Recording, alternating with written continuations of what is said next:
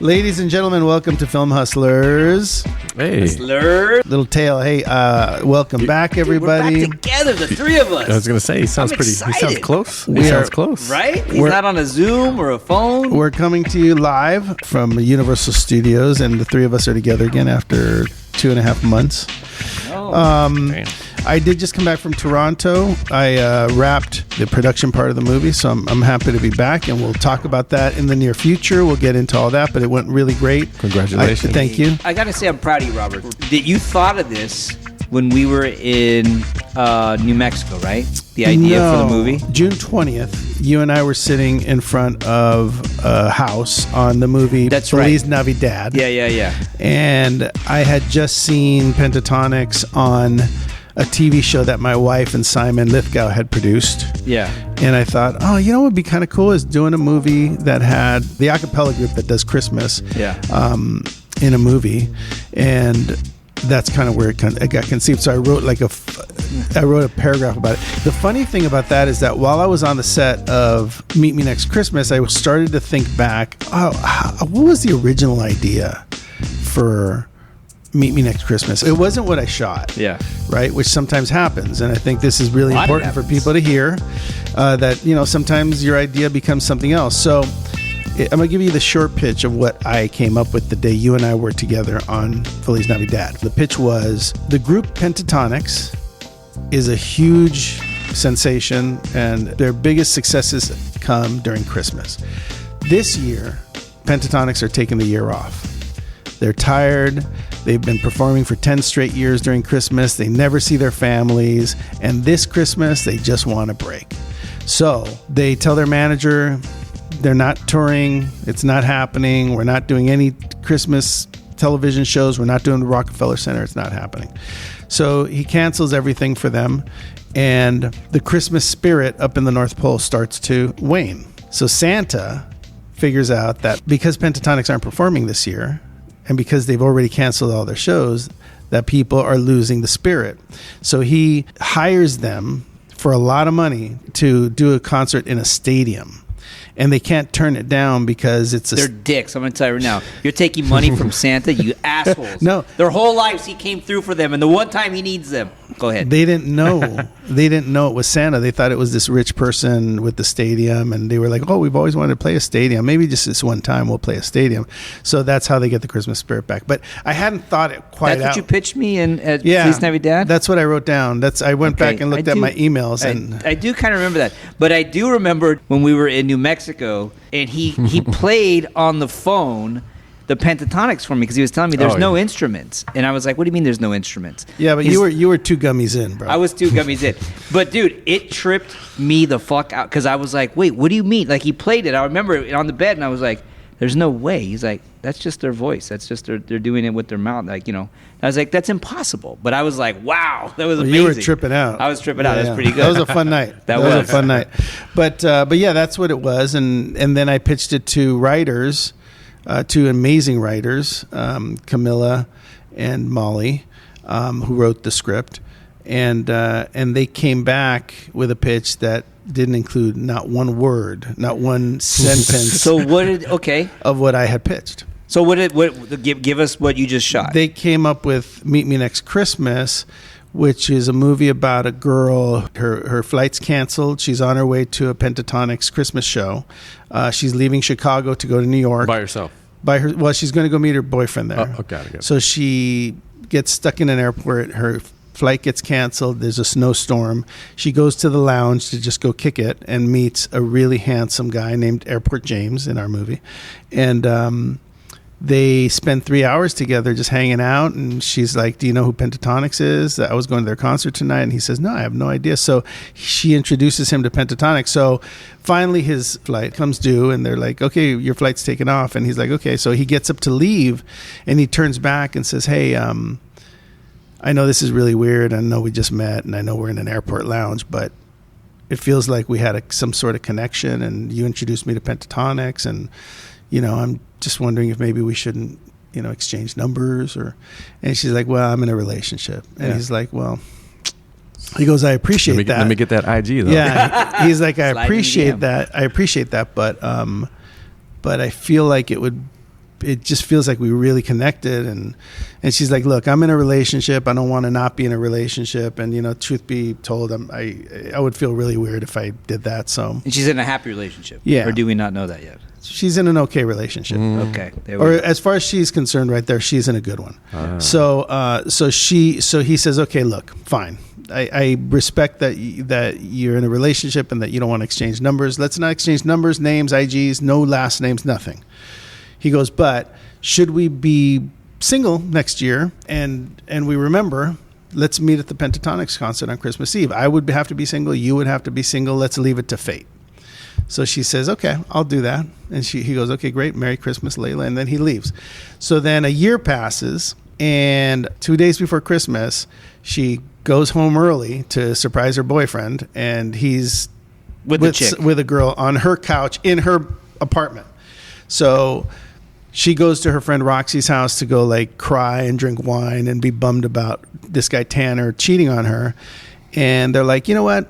Tanner sounds like a cheater, too. She goes, you know what about this Airport James guy you met last year? She's like, oh my God, you're right. I guess we were going to meet. She goes, but I don't know his name. I don't know, have his last name. I don't know his ID. I have no idea how to reach him.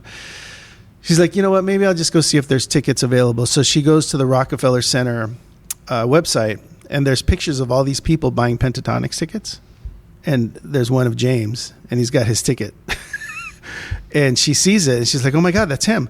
So, of course, by this time, it's a small theater, and the concert's sold out. So the whole movie is about her trying to get a ticket to Pentatonics on Christmas Eve to meet James.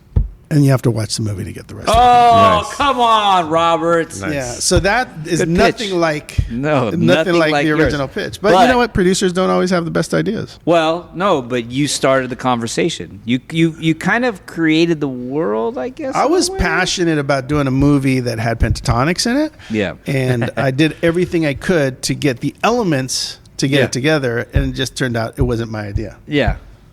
And you had cool writers who said, "Let's keep this guy on board. Let's keep this guy at bay and his ideas. Let's keep him here, and we'll make the movie. Okay, cool." But, you know, I want to remind people who are listening, please go to our IG, comment, like us. Yes. Please go to wherever you can, rate us and give us whatever you think we should have. Maybe even lay down a review. On the if you go on your phone, you have the little symbol, the little purple symbol. You go there.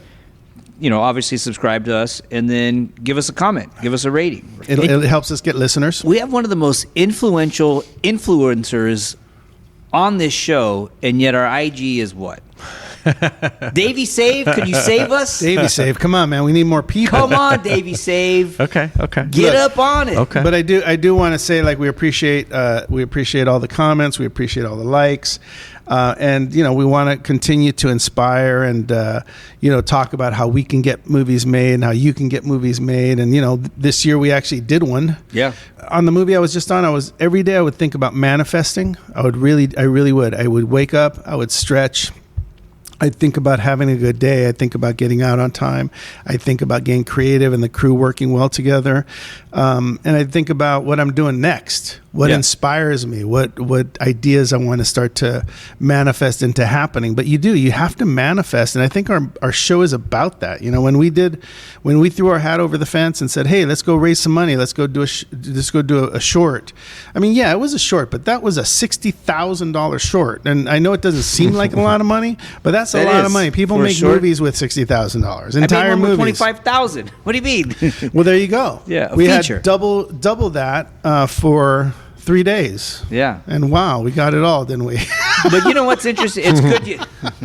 What a dick.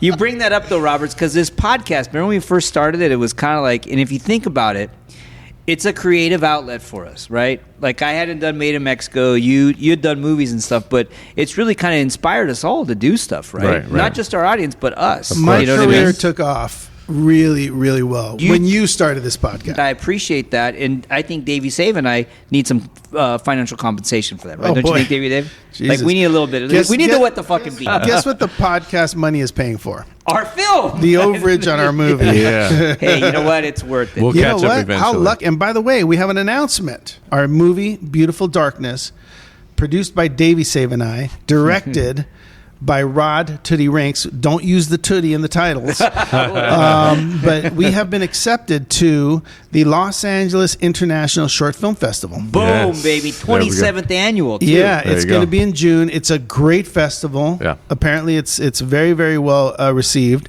Yeah. Lots of great people are going to be there. I haven't even told any of the actors. I haven't told anybody. Right. Like, you guys are the first to know this. We knew we were going to start getting into festivals, Right. and luckily, LA's the first one. So we're going to, hopefully, you guys can all come and buy tickets and come see us and come see the movie. It's going to be here in Los Angeles. If you're not from LA, then hopefully we'll be to you soon. It's June 19th through the 27th. It's the 27th annual Los Angeles Short International Film Festival. There you go. But we don't have the date or the time yet, obviously. But when we do, we'll announce it. So come watch it. Maybe we'll do a little thing at a local bar or bar and grill there. Meet it's a some good- people that's a there, good meet idea. up there. Close by. Maybe we'll buy some traguitos for everybody. There you go. never know. There you go. There we go. That'd be nice. There we go. Part of the reason we do the show is to talk, first of all, for us to inspire ourselves. Right. Because you have to always be thinking and what you can do Right. and I've said it before, I was nervous about doing Beautiful Darkness. I wasn't fully confident, but you always should be a little bit scared. Like, if you're not a little bit scared, you're not challenging yourself, right? Yeah. I've raised enough money to know that it's not easy, and no matter how much you ask for, it could be a no. Yeah. But I don't know. There was something about doing that and proving to the people that listen to the show that it's possible, that you can do it. And on top of that, we went over our budget. So what happens what happens when you do that? We figured it out. We Yeah. said, you know what? We'll just keep doing our show and keep paying for the movie that way. And we'll put it on this card over here, and we'll pay off that card. Like, you just figure it out. Yeah. Going back to that, like, fear that you're saying, Roberts, Yeah. that's exactly right. Because you have to have a little bit in you. You have to be confident. You have to know that you're going to do it, but there has to be a little bit in you being like, oh shit. You know what I mean? You have to, like, for me, I had to prove myself. I felt like this was my opportunity to really show that I could do this. And I think I did a decent job. You did a great job. Great job. There's a couple things in retrospect I wish I would have, like we were joking earlier, to opening scenes with directors. There it is. You know what I mean? This is important. And you spend 5 hours on one shot and you fuck up your day. But it happens. It happens on... It happened on my movie that I was just working on. It happens on a lot of films. You just, if you think about stepping into the holiday, the day that we were shooting our finale, that kind of happened to us. Remember, we had all those extras there all day long. Yeah. And we had 15 minutes left, and we hadn't shot the finale. We hadn't gotten any extra shots. I mean, it's a dance that you have to figure out as you continue to make movies. But I think if you're a young filmmaker and you're not perfectly certain about what you're doing, just map out your days, do the best you can to figure out, what the most important shots of those days are going to be, and just understand, the AD on our movie Meet Me Next Christmas, his name's Joel Hay. Before we started, we had like this meeting, and this was the week before we started. He put out a call sheet, and on that call sheet there was strips, right, of the 4 pages we were going to do, and each strip had an amount of time that it was going to take that strip to be shot. Yeah. He ended up not putting those things on the call sheet, but I keep thinking that could have been interesting for us all to know that we need to be out of this scene in 3 hours. Yeah. We need to be out of this scene in 4 hours. We need to be out of this scene in 2 hours. Davey Save. That would be helpful. I need something like that. Yeah. Oh, no, you need to do something like that because you're producing movies now. Well, that's what I'm saying.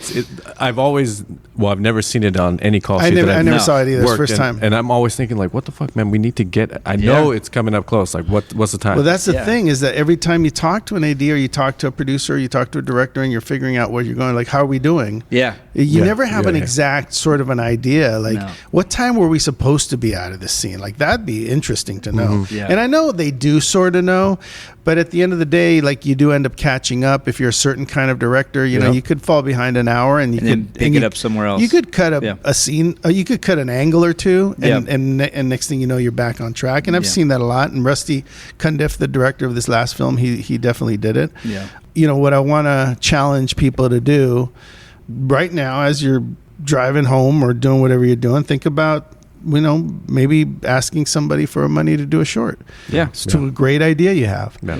And maybe put a list of 5 or 6 people together and make those phone calls and be scared, be nervous. And, no one's opinion about you asking for money is going to hurt you.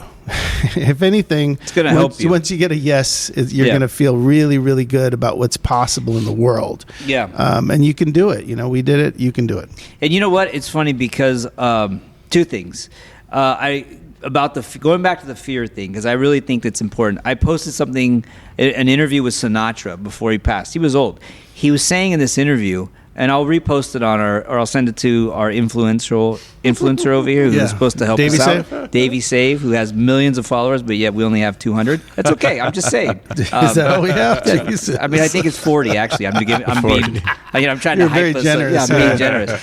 But Sinatra in this interview says, for 4 to 6 seconds before he goes on stage, even to the very end, butterflies, fear, all like to the point where he's almost going to pass out. What's he going to say as soon as he walks out there? What is it going to? Is he going to remember the words? He's been doing it 40 years. You know what I mean? Is it going to fall into place? And he says for that 4 to 6 seconds before he goes out, fear. Once he gets on stage, it's gone. Like once that first note comes, it's over with. But it's that fear that keeps you alive, that keeps you performing right. Well, you have to consider a couple of things. You have to consider where does possibility live? Because the possibility of you saying yes could change my life. Yeah. If I don't ask, Yeah. then I don't get. Yeah. Then nothing changes, right? So possibility is always sort of in this weird space where unless you take a chance, unless you make that phone call, unless you ask, Yeah. then you won't receive, right? So possibility is in your mind, is in the creation of what is possible for your life. So with that said, on Access today, we're talking about Bupkis, the new Pete Davidson show. Yeah. And he's got fucking Joe Pesci and Edie Falco and some other great, Bobby Cannavale, all these guys. And we were like, Mario's getting prepped, and we're like, how did he get these? You know what he did? Called them. He asked them. They asked him, how did you get it? He goes, I just thought, like, wouldn't it be great? He was here today? No, there was an interview. Oh, gotcha. But while Lopez getting prepped, we're going through. We're like, how did he get Joe Pesci and Edie Falco to play his mom and dad in this kind of like a Curb type of show? In Bobby Cannavale, and so they said, well, he just asked him. We're like, that didn't happen. And then it cut to an interview with him on like a late show or whatever. And they said, how did you get it? He goes, I just thought these guys are great, and I just asked them, and they said yes. You know what I'm saying? So the point, like what you're saying, is like, don't be afraid to ask. Yeah, What's the worst that's going to happen? No, that's it. You know what I mean? And just to clarify, possibility is what's possible, which means that if you ask and they say yes, you made it possible. If he hadn't asked, he'd never know. That's true. Right? So You're the possibility lives in your creation of what is possible for yourself. True. Yep. So even though you may ask and they'll say no, you may ask and they'll say yes. It's nerve-wracking. It's a little, maybe not for him, maybe because of how he is. He just asked and they said yes. But, sometimes when I called Emilio Rivera to do this, I was nervous. Because I was asking sort of in a vacuum. I don't think we had the money yet. I was thinking we were starting to raise it. We just wanted to get him on board so we can actually use that as a leveraging. But that's it. You have to get out there. You have to, give it your best shot. I mean, it's a lot of work, man. Whether it's a little feature or, our little feature. Our little feature is hard. A sketch is hard. Anything anything you do is hard. But if you really have a yearning to entertain people and you want people to see your work and you want to grow from it, then you have to shoot things. And you can't wait for perfection either. No, you can't. No, you got it. You were talking about that today. Yeah. Say a little bit about that. No, I was just saying sometimes I get caught up in, I'm human, of course, but I think you are? I'm half Zuckerberg. You're AI. I'm AI, half Zuckerberg. No, but you get caught up, and I do. And I had to realize this recently when I'm coming up with projects and things, people to work with and ask, hey, can we do this or not? But you can't be perfect. You never be perfect. But it's I think the saying is you get caught up with paralysis by analysis. You know what I mean? Oh yeah. And I was like, oh man, that makes a lot of sense. So I have to remind myself that every day. But I think it fits well into the creative space, and and then also too on the flip, there is a Tyler Perry story that you were sharing with me earlier too. That Dude. this guy's, with all due respect to his body of work, is not perfect in his production. So No, let me tell you. I'm going to tell you. I'm not even sure I'm able to tell this story, but I'm sure no one's listening that I worked with or that works with Tyler. But I remember thinking about it a lot. And then I went on set, and this terrific actor who plays Teddy came to me, and we were chatting. His name's Deval Ellis. And we're just kind of chatting. And I'm like, how do you feel about, today? How do you feel about the amount of pages that we're doing or whatever? And he's like, oh man, he goes, this is amazing. He goes, I can't, I'm so blessed to be able to, do something and have the page count be so low. And I thought to myself, oh, that's cool. That's interesting. He must be thinking about page counts too, And I was like, how many pages do you guys do when you go work for Tyler? And he says, I don't know. I think we did like 160 last time. Wait, hold on a second. Yeah, it's One day? It's not gonna make sense to anybody, and certainly you're gonna have to sleep on it to understand what I'm saying. 160 pages in one day, Dude. How is that? I did 25 on the little web series I did, and that was a lot. 160. There's not enough time in the And day. here's the crazy part. Here's the crazy part. All B-roll or what? Pages No, of B-roll? here's the crazy part is that I said I basically reacted the way you just reacted, and he pulled out his phone and showed me a piece of the call sheet, and it was actually 115 or 110 pages for the day, but they were so far ahead that they shot 160. Bunch of cameras, like a soap opera, and even soap operas don't do that, but a bunch of cameras, bunch of soap operas. He said that they have a tent next to the set. He goes, does a comedy, goes in there, changes, come out, does a love scene, goes in there, changes, does a dinner scene, goes in there, change like that. So you have to know. You have 160 pages of lines. That was the other thing too. One interesting fact about Deval. Wow. No, he came into the chemistry read. Yeah, he was off book. He was already. off book. In the chemistry read. In the chemistry read, he was off book, and we did like 3 scenes. That's and amazing. He didn't have to look at his script not one time. It's amazing.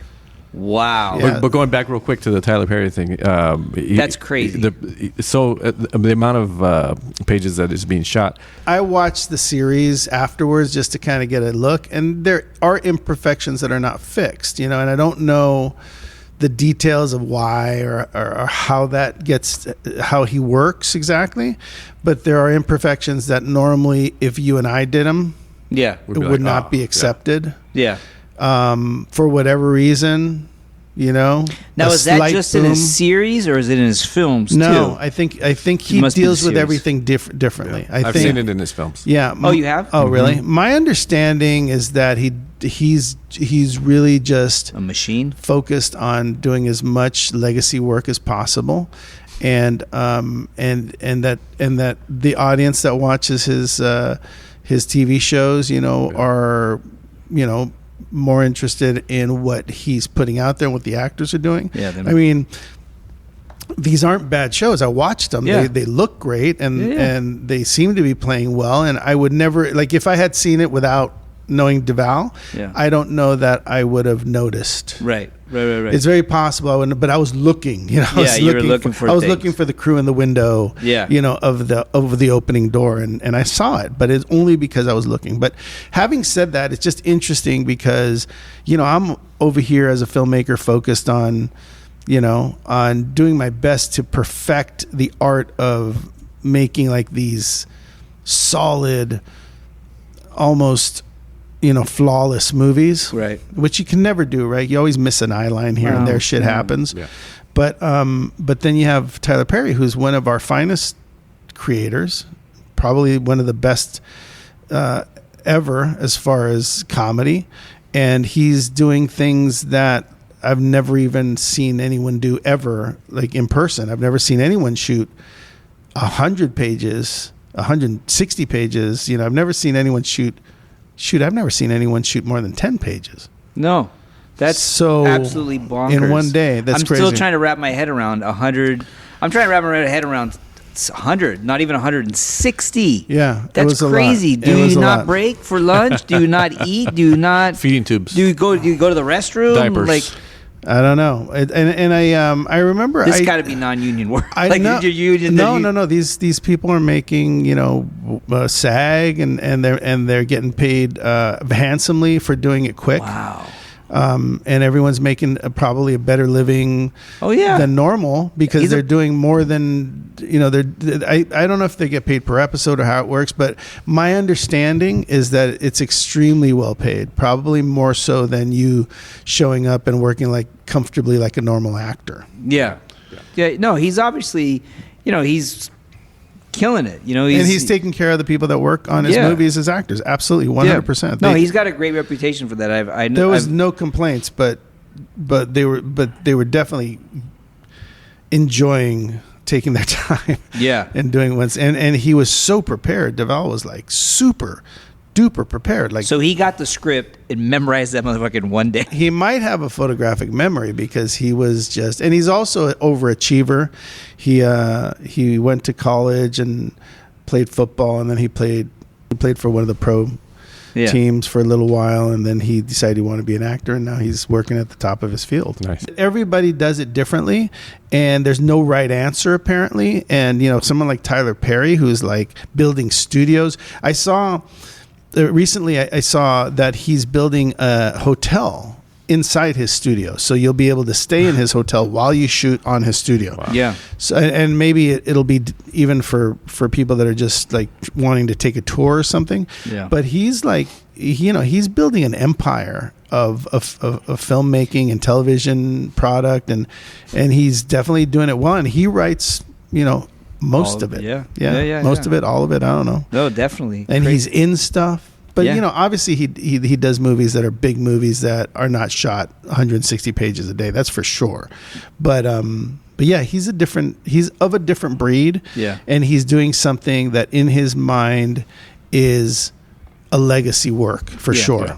Well, he's a very intense dude. I've met him. I've actually gone to his house. I went to his old studio, the one of Rua Brothers, and they were shooting at the time. And I went with Lopez, and it was cool because he met us at the front and like walked us through. We're like, oh, this is great. It was the one of Rua Brothers own now. His new one is even bigger, they said. But they were shooting, and God, I forget what actress it was. And we walked up to the set, right? Because it's a lot. It's a back lot, and they're shooting.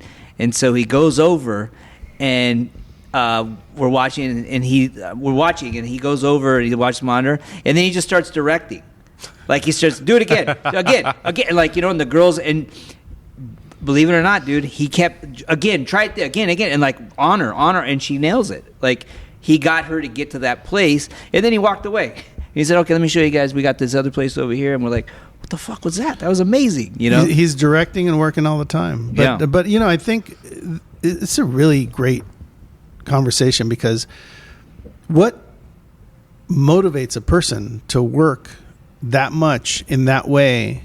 Like, there's no stopping him. He's like an avalanche. Well, he was homeless. His whole story. We know his story. He was homeless, and the Medea thing, the Chitlin circuit, and the actress didn't show up, so he had to fill in as Medea, and then it became it became a hit, and everyone was like, "Wow!" Selling tapes out of his trunk of his car. So you can quit, or you can do anything you can to do the art or do the stuff. So that's a great way to sort of close the chapter on possibility is in your will. Yeah. I think you got to figure out what's best for you. I'm kind of in between. I'm not doing 160. I like the idea of under 5 pages. If you have to go over, I think over 10's too many, especially because you want to stick to, for me, I'd like to let the actors breathe, let them get into it, make sure everything's set up, make sure my DP's happy, make sure everything's good, and then we roll. You know what I mean? Yeah. I don't think I'll ever shoot on film again, though.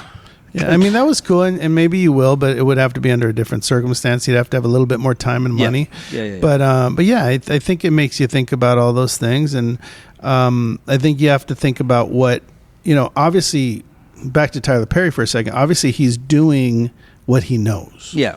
He's doing things that appeal to him, his audience, and he doesn't seem to be stepping away from that to do like Mission Impossible. Like he's staying in his lane He stepped away and he tried a couple things. It's funny you bring He that up. acted. Yeah, he's acted. And I remember one time when I was at his house, I said, "You ever gonna do?" And I never thought of this. I said, "You ever gonna do like a gangster movie or anything like that?" He's like, "No," because this is where I live. You know, I what love mean? that. I love that. So and he loves it, obviously. Speaking of love, I just want to send some love to extrememusic.com. They're an amazing service, and Russ Emanuel has done a remarkable job putting together thousands and thousands of composers, genres of music, and he works with Hans Zimmer, with Bleeding Fingers. So extrememusic.com, if you're doing a film, if you're doing a television show, if you're doing did you see the accent on that? The television show? If you're doing a television show, if you're doing any kind of content, extrememusic.com is being used by everybody in the world. A couple of years ago, I think we talked about it on the show. There are songs that are being written and put on extrememusic.com that producers license for their shows that become huge hits. On Sons the of shows. Anarchy, right? Sons of Anarchy had one that it's made over $2 million, just that one song, because it was so popular on the show. Extrememusic.com is no slouch. I mean, you go there and you'll be finding music that's on Sons of Anarchy that you can license for a good price and put into your project. So there's all kinds of great stuff there. If you're doing Christmas movies, they have a big Christmas section. If you're doing horror, amazing horror section. Any kind of even operatic stuff. I just recently for the movie I'm working on, I went there and I found the Sugar Plum Fairy song that I'm using, and that's that's classical, but it's very fun, very good place to get your stuff. And it's actually, if you're a creative person, it's a great place to just sort of spend a couple of hours listening to different types of songs and getting them for your movies. Well, Roberts, when you were up there, you were doing music for us off Extreme for Beautiful Darkness. Yeah, you're right. I was working on Beautiful Darkness, and I was pulling all the music, which is really beautiful. And by the way, you guys can come see it at the film festival in June, and you'll be able to hear all the Extreme Music cuts that are in there. The first film festival. There's many more to come. Oh my God, we're going to be in like 27 of them for sure. Absolutely. Okay, before we go, one last thing. We got to talk about the elephant in the room. Roberts, as a seasoned producer, now working at the highest level, Dave. Remember our indie film producer over here? Yeah. It was like, I got to get at the studio. Netflix, baby. Multi-million-dollar movie. I had to put on my glasses. Look smart. Yeah. Take it easy. Take it. We're on it's a podcast. So no one can see you. What's up with this strike that's happening? How is this going to affect us? Well, I don't know. I mean, last one was 100 days, right? Yeah, my understanding is that this one's going to be harder. Damn. And it's going to take longer because there's a lot at stake. There's a lot of questions. I think the WGA members want some fair pay as far as the sales and residuals, and there's a big question about AI now. AI, because that's apparently they need to put some level of control on that. Right? I've heard that, but it's funny you say that. It sounds like the studios are trying to justify writing jobs. Yeah, but that you could tell AI, hey, write me a love story about two Latinos, and they write a good script, but then they hire a you still have to change it, a writer to polish, so they don't want to pay you. You're like, oh, okay, so that's the it. So then there's lots of things like that. I think our show, myself, I know you guys are all in support of the writers getting fair pay. Yeah, I think people need to be able to make a living, get their insurance, take care of their families, and if let's be fair. Yeah, and if that's what needs to happen, then I think it'll have to take as long as it's going to take. I just it doesn't feel good, and I think it could go a long time. And I think SAG's up next, so there might be a strike at the end of June anyway. Is that going to slow everything? We're not making moves. I feel optimistic. I hope that we can get back to work before the end of the summer. I would think that that's the best you can ask for, But it's going to hurt people. It's hurting the writers. It's hurting everybody. But like I told my daughter the other day, I said, look, people need to watch programming. They need to watch movies. They're not going to go away. They're going to work it out. If there needs to be some fairness to how these things are happening, then they'll have to figure it out. Or it's going to open another entire breed of new content, new writers, new networks. The answer is that if you work with the WGA, work with the DGA, work with Screen Actors Guild, Producers Guild are behind the writers. So you have a lot of unions that are very active in this town, and they're all going to band together in the end anyway. So Yeah. it's going to be very complicated to not figure this out sooner. But at the same time, I don't, it's not, again, because there's so many unions, you can't just ignore the writers, because eventually SAG's going to come into play, and you can't do a movie without SAG, Yeah. because that's all your actors. Yeah. And then if they don't, and then if the DGA strikes with them, then it's just going to be a mess. Yeah. You can make a movie without DGA or without WGA, Yeah. but you can't make a movie without SAG. And a lot of indies do it without two of those. Yeah. But you can't do a whole movie without all three, unless I don't know. But then a studio's it's not going to work. They have to figure it out. Sooner than later. Come on, you're holding us up over here. Well, not yet. Well, but you we're- potentially. Hoping that the writers get what they want and that it's equitable and fair. Right. But let's hope it's over soon. In the meantime, tune in here. We'll talk about it next week, and hopefully They're striking right here, out in front of. I know. I saw that. That's crazy.